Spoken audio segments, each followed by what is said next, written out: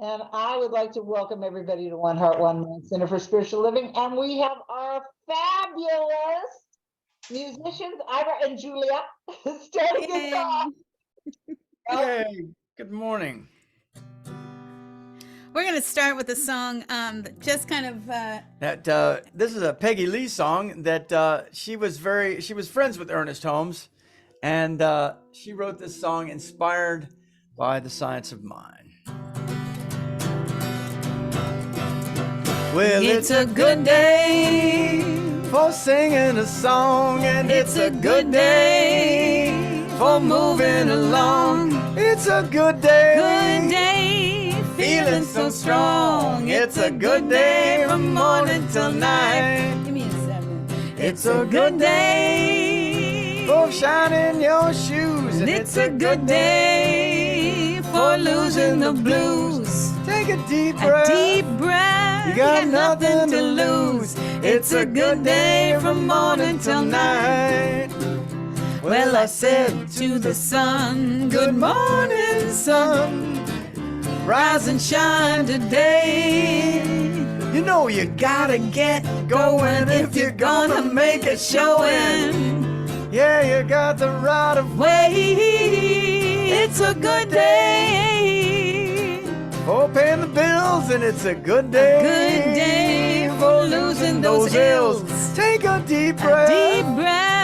Well, life is a thrill. It's a good day from morning till night. Well, I said to the sun, good morning, sun. Rise and shine today. Oh, you gotta get going if you're gonna make a showing. Yeah, you got the right of way. It's a good day for singing a song, and it's a good day for moving along. It's a good day. A good day, we're feeling so strong. It's a good day from morning till night. It's a good day from morning till night. Hey, it's a good day from morning till night. Woo! I love that song. Oh, that's a fabulous song. You know, I read somewhere that that Peggy Lee was friends. I think it's got pictures in Marilyn Leo's book about Ernest Holmes of Peggy Lee. Isn't that fabulous?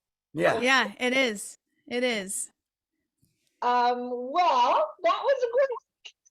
I'm so happy. Welcome everyone, and that really kind of got the energy flowing and everything going, the love moving. And so our practitioner of the day today is Leslie Massapus. Hi, Leslie. Leslie, are you feeling up to doing our invocation for us today? You're muted. I'm going to ask you to unmute. I think it's my day. Oh, I'm sorry. You're right, Lisa. What the heck am I thinking? I don't know. I think Leslie's doing the, I believe she's doing the donations or the sacred giving at the end. I got confused. She's doing benediction. That's right. I got confused. That's because you got 2 L's. So anyway, why don't we take a nice deep breath and rejoin the energy that was just created by that wonderful song, the energy of spirit that is always present, is always a part of our lives and our service and everything that's going on. And know that this one presence is always there. When we are willing to pay attention to its presence, we can be totally blessed and feel the joy of life. And I know that we are each a unique part of this picture that is life and is God. And I know that each one of us is willing to be open and receiving of the service today. And the service is blessed. The singing and the talk and just our own energy combines to pull together a blessed service that is here for each of us to receive what is perfect for us as we open and surrender to it. And so I'm so grateful that this is so, and I release my word into law by saying, and so it is. And I just wanted to share that when in terms of the theme of the day, when I read the newsletter and I was just struck by the phrase celebrating life as source. And for some reason, as I was thinking about it, the song Jesus Loves Me came into my mind. And I was reminded how when I was very small, that really was meaningful to me, and Jesus was God, and Jesus, that it was this spirit that was always there and loved me whether I was misbehaving or not, and would protect me from my parents who were trying to make me do what I didn't want to do, and so that pulled me into that whole concept of the space of how most of us were as children, in terms of trusting that there was safety around us, that there was some force that protected us and brought us beautiful things like caterpillars and bugs and those those little bugs that used to open up and close. Those used to fascinate me, but all kinds of things that we were able to look around, and whatever was going on, that sometimes there would be something that would be fun to see that was a part of that child space. And so anyway, that was the first thing that I was thinking about, and feeling like it's important to get back to that, and to and it caused me actually to look at my cat differently, to just look at her as if I'd never seen her before. And she became exceedingly fascinated as I, from a child mind, tried to figure out why is she doing that? What is that all about? So anyway, that was a part of my thinking. And then this morning, that concept of allowing and surrender, it pulled me to a couple of things, just little short things I'd like to read you from this book, which is called A Deep Breath of Life by Alan Cohen. And one of the things was that yielding is more powerful than the rigid is a fact known by all and practiced by none. And that's from Lao Tzu. But then this other piece, which is called Grow with the Flow. I said to a man who stood at the gate of the year, "Give me a light that I may tread safely into the unknown." And he replied, "Go out into the darkness and put your hand in the hand of God. That shall be to you better than a light and safer than a known way." And that was quoted by King George VI of England. Two men were walking beside a river on their way to a town downstream when a storm broke and a flash flood washed both men into the river. One man panicked, tried to fight his way back to shore, and drowned.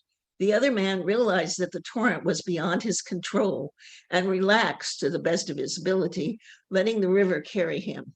To his happy surprise, the river deposited him on the banks of the town he was headed toward in a much shorter time than it would have taken him to walk. When you come up against this situation you cannot control, trust that the universe is working on your behalf. When we fight what is, we lose our power. The sage capitalizes on the energy at hand and makes it work on his behalf. Help me to remember that you are present in all situations, guiding me home even when I cannot see how. I am always in the presence of love. Everything that happens to me is part of the plan for my good. And so it is.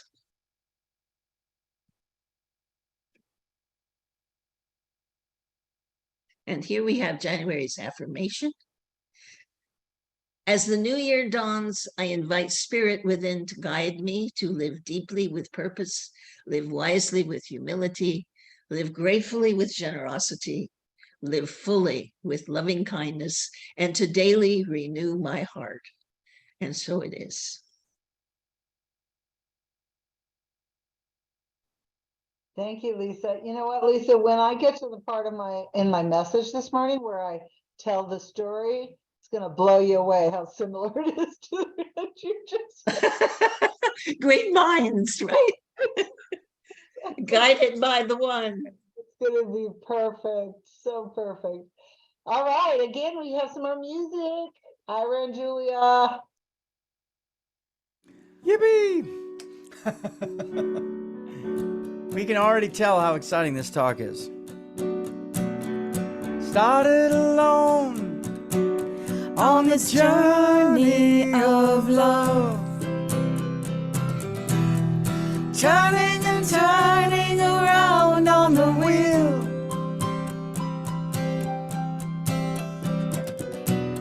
with every step. Travelers joined us, singing out what can't be concealed. I am the soul of love, the soul of love. I am the soul of love, the soul of love.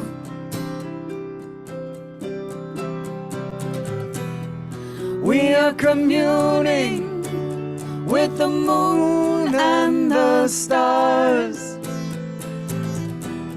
but we have not reached the heart of our neighbors. I'm reaching out, no matter how far, to offer relief from the pain of your labors. I am the soul of love, the soul of love. I am the soul of love, the soul of love. Join us. I am the soul of love, the soul of love. I am the soul of love, the soul of love.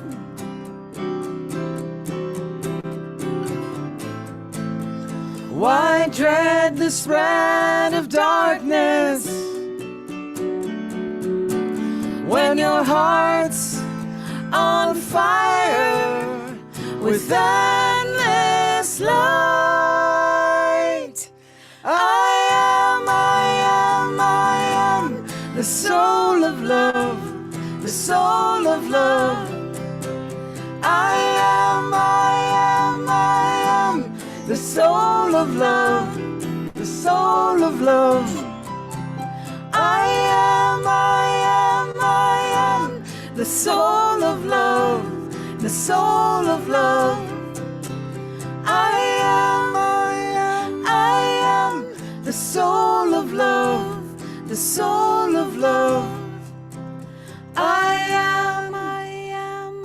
am the soul of love, the soul of love. I am the soul of love, the soul of love.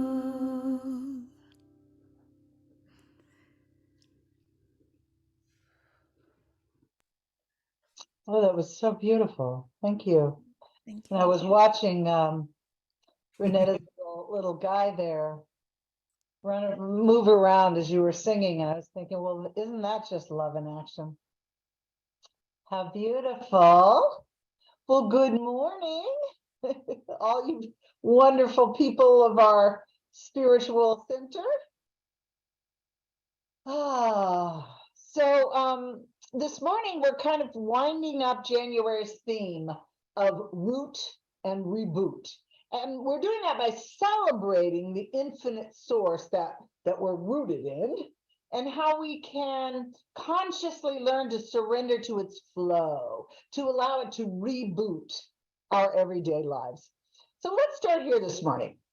I want to invite you to soften your gaze just a little bit if you feel comfortable.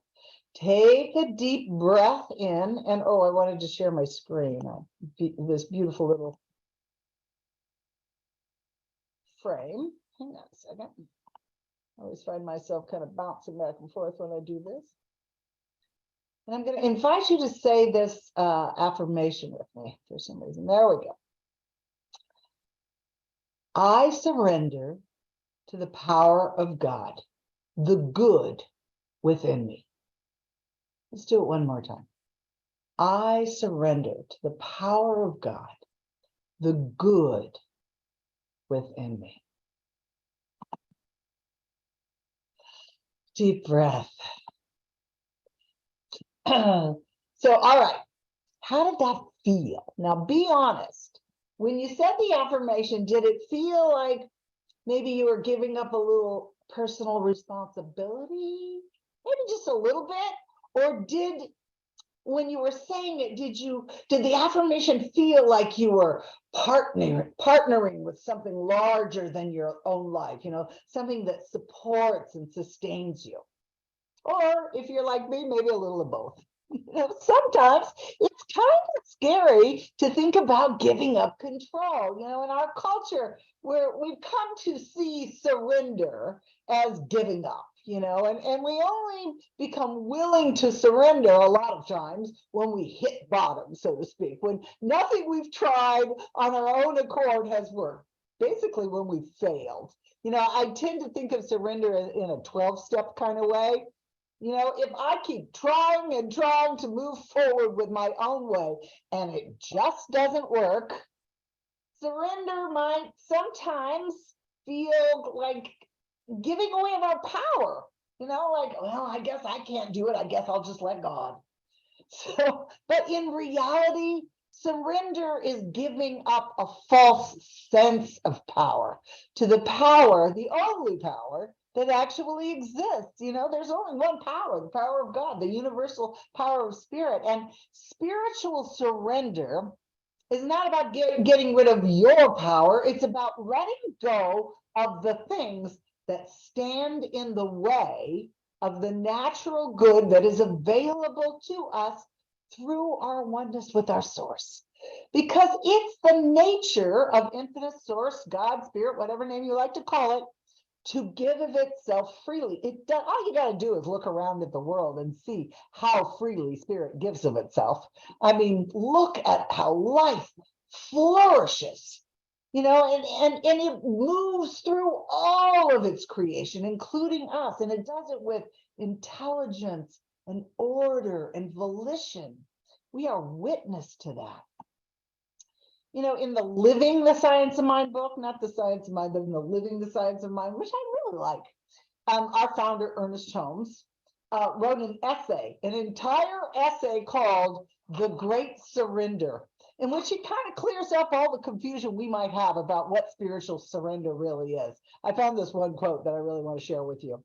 So he wrote, "So we see that losing our lives or making the great surrender to spirit does not mean losing anything worthwhile, but getting rid of those things which deny the presence and the power of spirit right here on earth. It is the great negotiations of life." I love that line. It is the great negotiations of life that we have to surrender. The doubts, the fears, the uncertainties, the coldness, the unkindness, the lack of love. That's what we give up. That's what surrendering is. When we surrender, we are giving up the things that stand in the way of our full trust and faith in the power of God, a power that is always so freely given. Spiritual surrender keeps us from falling into that trap that we call spiritual bypass. Everybody knows what spiritual bypass is. Oh, I'm not going to look at it. I'm just going to go to the good. Spiritual bypass is when we really don't want to look at the challenges that have shown up in our lives because they're uncomfortable and they're not pretty and they don't feel good. But that's really kind of a misinterpretation of what Science of Mind teaches.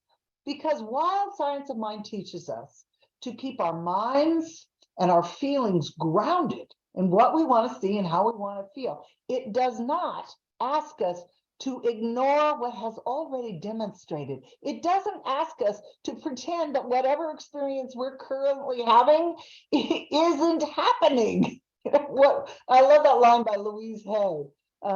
She said, "You can't clean your house unless you can see the dirt." Science of Mind never asks us to deny what has already demonstrated. Now, we don't have to take that rut and furnish it and live there, but it doesn't ask us to deny what is. There's a wonderful story.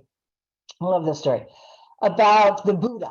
And the story goes that on the night that the Buddha attained enlightenment, he sat under the Bodhi tree. And while he was sitting there, he was attacked by the forces of Mara. Now, in Buddhism, Mara is the tempter, the one who personifies evil. And the story goes that Mara shot swords and arrows at the Buddha, and then Mara's weapon suddenly turned into flowers. And the lesson for us can be that, yes, sometimes we encounter in life things that feel like swords and arrows, life can be painful and full of suffering. We lose things. We lose wallets and relationships and jobs. People die. But how we engage with what is in the moment has everything to do with our ability to let it go, to move past it, to make way for something better to flow in. We surrender. We don't practice spiritual bypass, but we are gentle with ourselves when we're in the recognition of what is that doesn't feel good. We allow ourselves to feel everything, and then we practice self-care. There's another cliche that I always loved. It says, what we sweep under the rug becomes large and in charge. And to me, that means that whatever we don't consciously look at and deal with, we just push down into the subjective mind, and it will run the show. We got to bring the stuff out into the light of God to transform it, move it into, use it as a jumping off place to move into something new. So what if, in that beautiful, I think, affirmation that I showed you, what if instead of saying I surrender to the power of God, the power of good within me, what if we said I allow the power of God, the power of good to move through me? Does that feel better? Does allowing feel a bit more empowering than surrendering? Well, to be able to allow something to flow through us smoothly, we have to get what's in the way out of the way. First, we surrender the blocks, and then we allow the flow. We make it welcome. I always have this image of laying out the welcome mat. And then, to use something that we talked about in the story a couple of weeks ago, we use that extreme pressure of the flow of God, and we let it come rushing through, and it's going to come flooding right through us. And, for me anyway, and I suspect it's the same for you, the process of surrender isn't just one of those once and dones. It's sort of like the practice of forgiveness. It's really an ongoing process, because things bubble up. Things, something will remind us of something or trigger something, something will bubble up, and we deal with them as they come up, and then we move forward. The life is always moving, evolving. We're always growing. And, as human beings, we have the potential within us to express God in all of its perfection and in all of its beauty and its wholeness. But it's our job to make it welcome. It's our job to become interested in cultivating what's already within us, to recognize that there's something within us that doesn't have an expiration date, that God self that we are, that has come here to manifest its goodness and its love and its wholeness. It desires to find a way to express through us our unique way. And we're not left alone in bringing it forward. There is this incredible power, this pressure of God wanting to bring it forward with us. And once we acknowledge that larger life, then our ability to allow it to demonstrate through us, then the swords and the arrows and the things that life throws us become more like flowers, just like in the Buddha's story, in the Buddha's dream.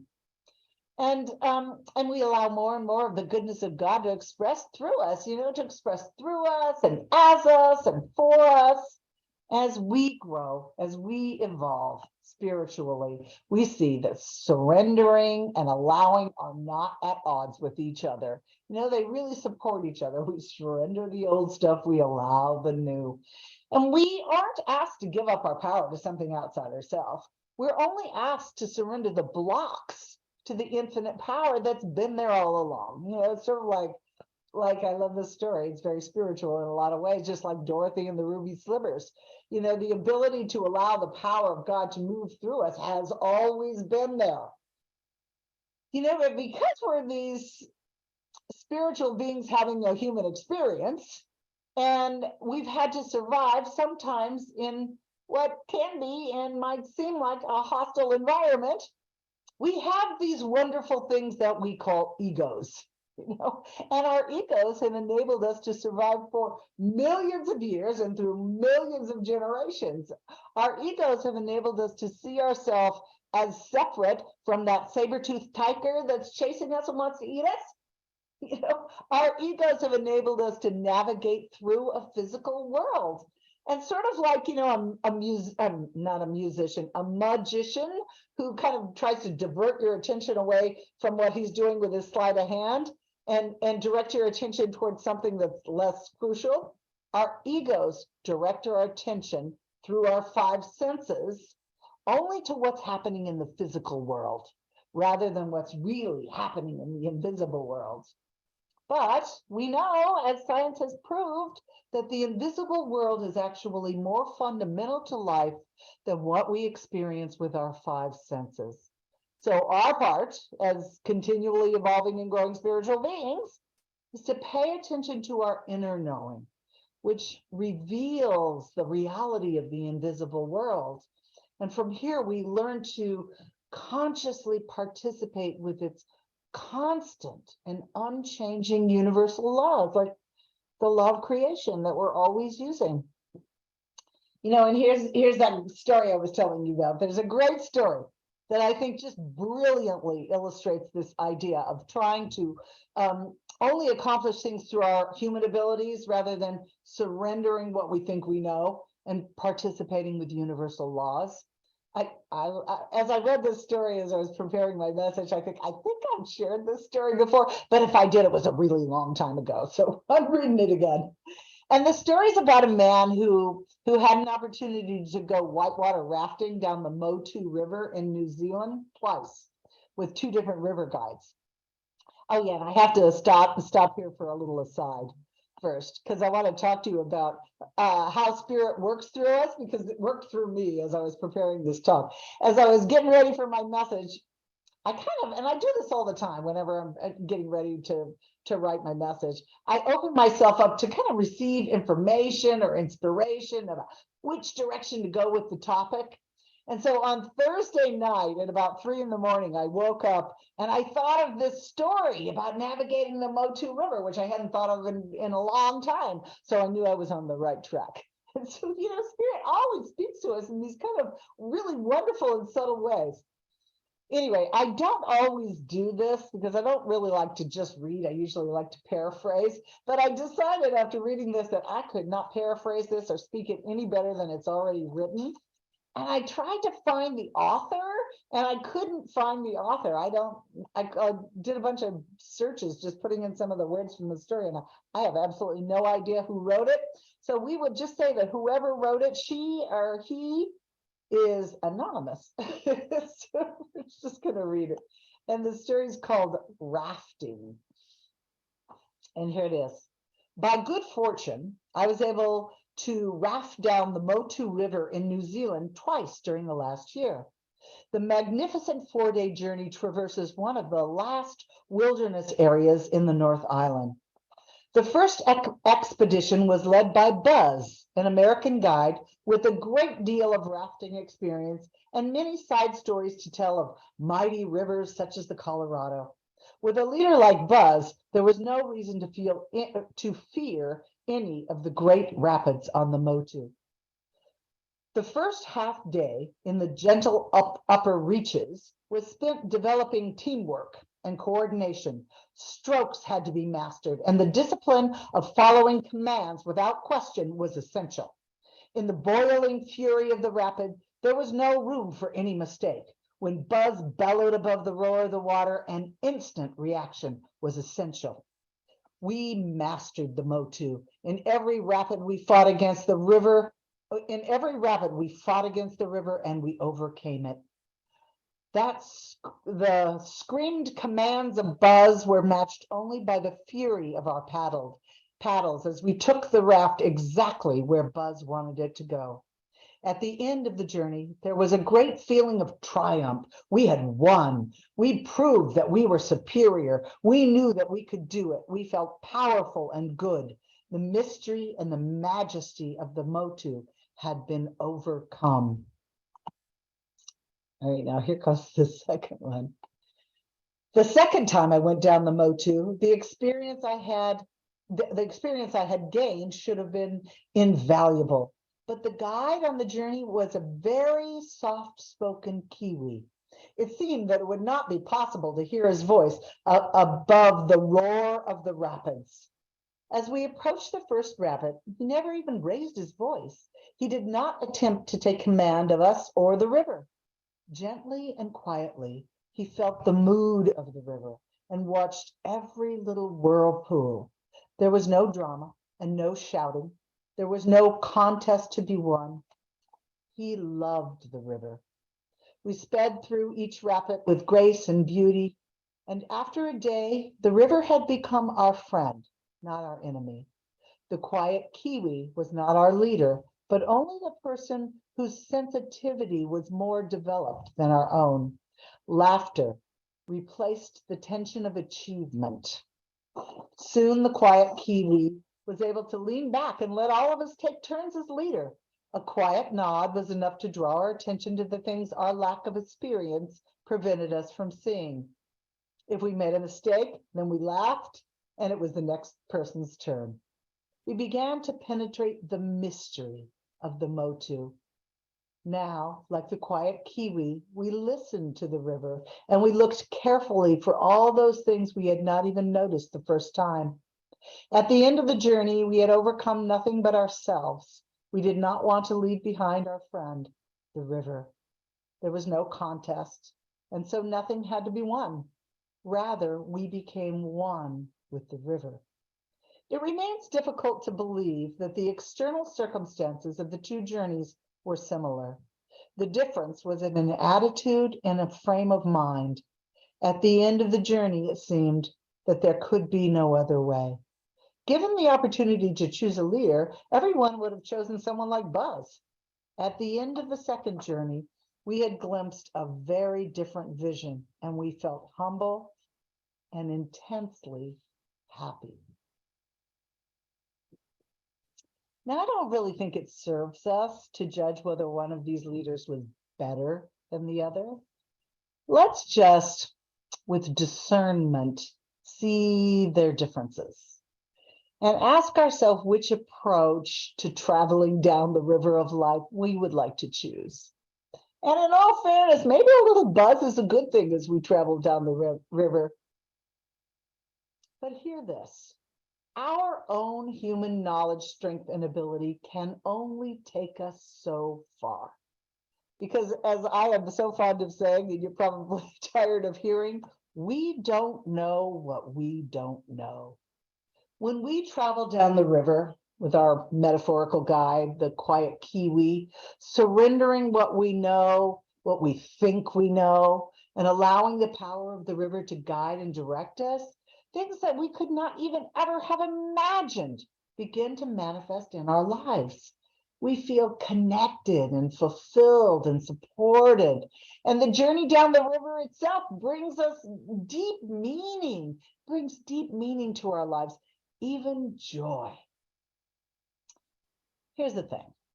I truly believe that when we travel through life down our metaphorical river, allowing the spirit within to support, guide, and direct us, when we learn to trust the forces of the river, the forces of the infinite life, we make space to allow the true nature of our individual souls to express itself, which brings us a true feeling of peace and joy and happiness. And besides that, all of our legitimate human needs are met without us having to fight the bringing them forward. And isn't that really what we want? for a life to just kind of unfold in a synchronistic, loving, joyous way, greeting whatever comes our way, experiencing it, letting it go, and moving on to something better and more transformative. So this week, here's what I'm going to invite you to do. I'm going to invite you to stay aware of what bubbles up for you as you walk through your day. If you feel uncomfortable, ask yourself what it is that you're believing about the situation that's in the way of you feeling good. And then root yourself within that greater reality, that greater truth within you. You know, that sounds really super easy as it's coming out of my mouth, and it isn't always easy. But it might take some time and some effort when we're really upset about something to find that place. You know, it might take a little effort to bring ourselves into that place of connection, you know, to remind ourselves that we are an infinite being having a human experience, but we are human. So be gentle with yourself and just continue to do your spiritual practice. And then slowly and surely, we will recognize that we are rooted in the divine, and that rootedness will begin to reboot our thoughts and our feelings and our experiences, you know, because we are never alone. We are never alone. We are always one within that unity of the divine. I know Ernest Holmes said that in God, everything is a unity, even a multiplicity is a unity. And the power and the flow of God's good is always right where we are, right where we are. We're never alone. So let's pray. Let's take a nice deep centering breath in, knowing that we are in the river of life, in the flow and the force, and the pressure of God's love, life, beauty, compassion, comfort, and joy. It's all here, right now. We are it. And so I speak my word for and about each and every person that is on the call and each and every person that is not. I speak my word for the deep love of the mother herself, where we lay our feet, upon which we walk. That there is a shift in consciousness that allows the free flow of God's good, allows as we surrender anything unlike that. For in our humanness, we can imagine all kinds of things, but the divine itself is the reality of our being. And so I know that full force, that full flow happens right here, right now for each and every one of us in ways that we have not yet imagined, because we don't know what we don't know. And we open the door, we lay the welcome mat for that full flow. And I'm just so deeply grateful. I'm so deeply grateful for the ability to co-create, to know my oneness, to know our oneness with this powerful force of life we call God's Spirit, the all that is. And we are in it.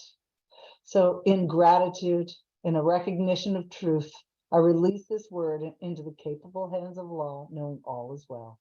And we signify our agreement by saying together, and so it is. So it is. See what I mean, Lisa? The river. I love that story. Love that story. Oh, all right. So, Leslie, now you're on, sweetheart. Now it is time for our sacred giving. Oh, I don't think I have the affirmation on this computer either. So we're going to have to wing it. Would you like to, you know what, Leslie, I don't have the affirmation. So That's okay. I'll do do it for the donation. So okay. I had to change computers at the last minute because my other computer was acting up, and I have the slides for both how to give and the giving affirmation on the other computer. So we're not going to worry about that. all right. Oh.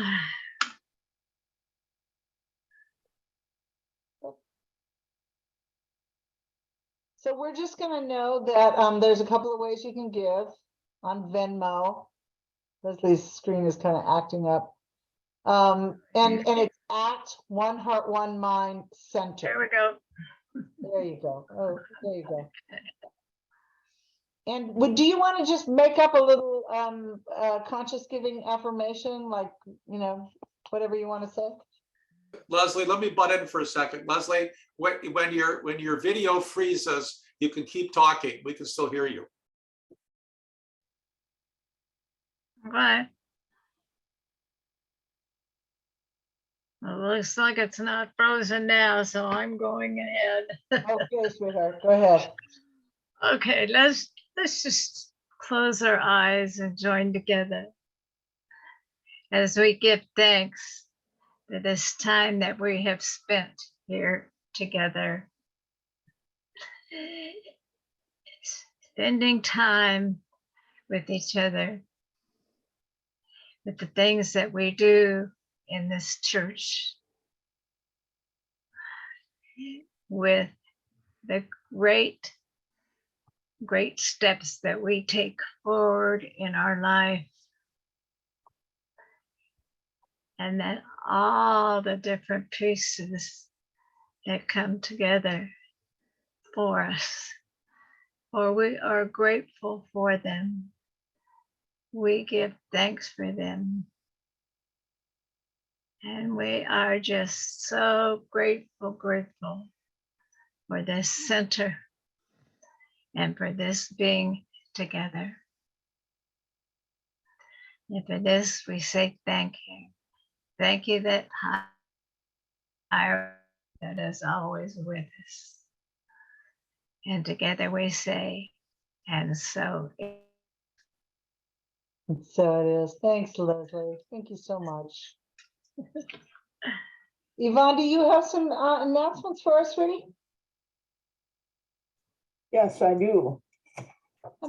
Starting with Monday, tomorrow evening, please come and join us on Zoom as we silently pray for One Heart, One Mind Center.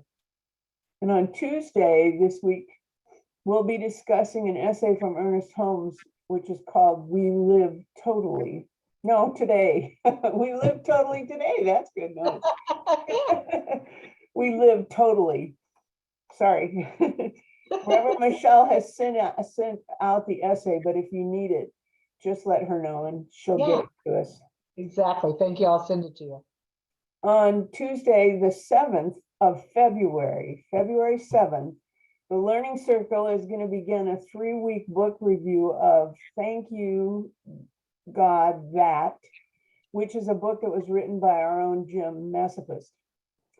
And if you want to put it on your calendar and join us, that would be great. And if you donate $10 to the center, you get the paperback copy of it from Jim. And then I have some reminders. Unexpected Income fundraiser is still happening, and you'll be very proud of me. This week I won $4 whole at bingo. I'm not going to send the money till I get a little more going again, because 40 cents, well, whatever. It's such a wonderful way to remind yourself of where your abundance comes from. It's really fun.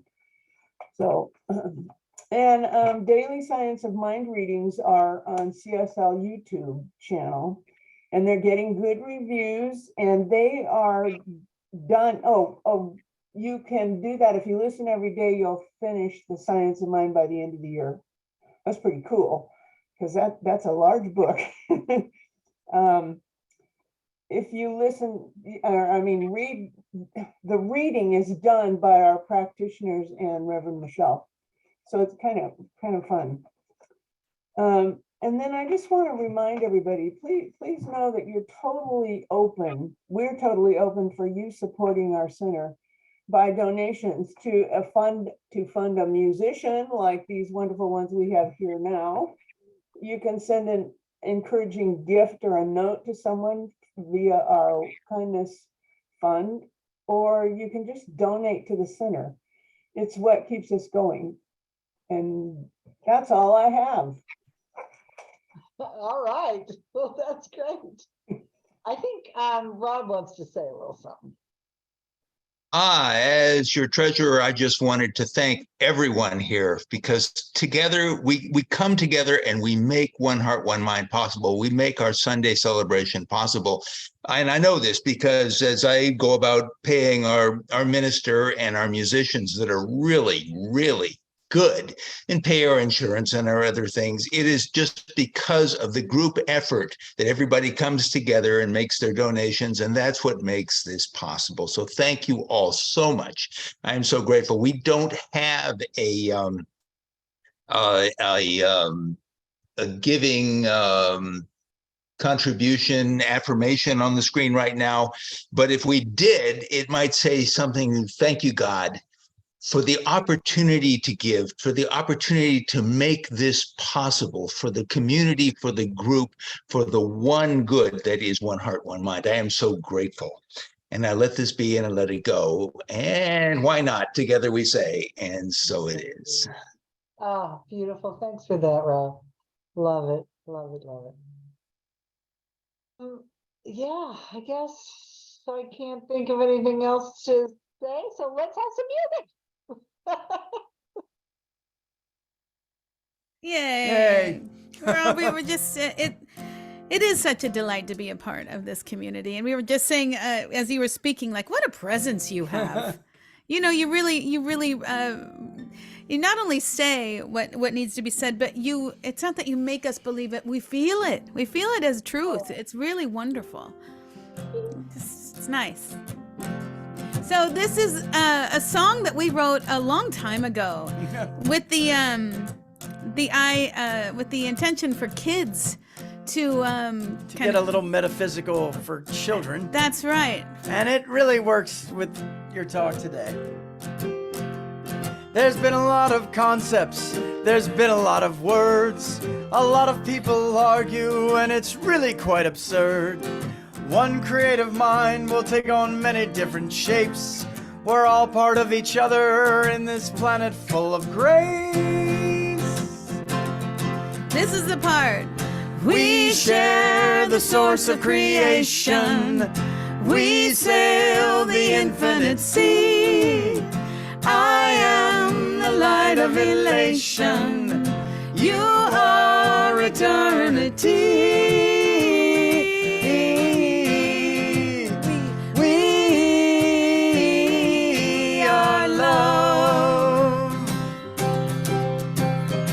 There's been a lot of road maps, there's been a lot of signs, there's been a lot of ice cream, so many different kinds. When it starts to melt, it all becomes a tasty soup. Times the freezer and the container, here comes the scoop. We share the source of creation. We sail the infinite sea. I am the light of elation. You are eternity. We are love. 1, 2, 3, 4. We share the source of creation. We sail the infinite sea. I am the light of elation. You are eternity. We are love. Whee!